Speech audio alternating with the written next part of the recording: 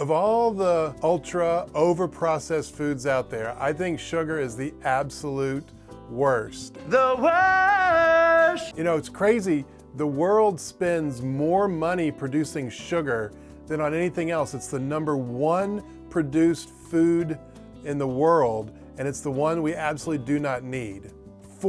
Since the 1800s, honestly, humans, chemists, nutritionists have come up with alternatives to sugar. One of the earliest examples of an artificial sweetener is saccharine, and you probably recognize it in the little pink packet. It's been used since the late 1800s. In the 1970s, the FDA had a little scare where it was reported that saccharine causes cancer. And the details always matter, and I hope if you've listened to me enough, then you've come to realize that I'm going to give you the details. The important detail is that saccharin seemed to cause bladder cancer in rats. Well, I mean, there's a lot of animal-based models for trying to understand human health, so that's not that big of a deal. But it turns out that rats have a certain enzyme or lack a certain enzyme that we have, so they can't break down saccharin properly.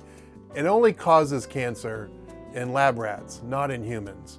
And this is an example of a black box warning that the FDA actually removed from a product. That's very rare.